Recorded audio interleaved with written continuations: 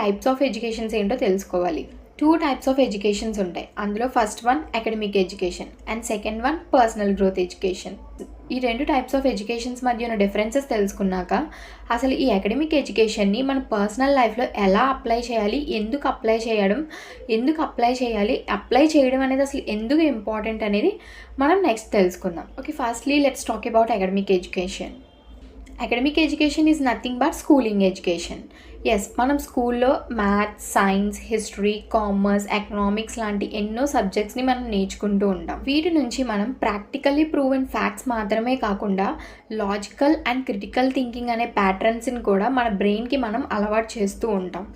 ఈ learning knowledge ఏదైతే ఉందో దానిని మన డైలీ లైఫ్ని ఈజీ అండ్ కంఫర్టబుల్గా చేయడానికి మనం యూజ్ చేస్తూ ఉంటాం. సో ఈ అకాడమిక్ ఎడ్యుకేషన్లో మనం ఏదైతే లాజికల్ అండ్ క్రిటికల్ థింకింగ్ని మన బ్రెయిన్కి అలవాటు చేస్తున్నాం, ఆ లాజికల్ అండ్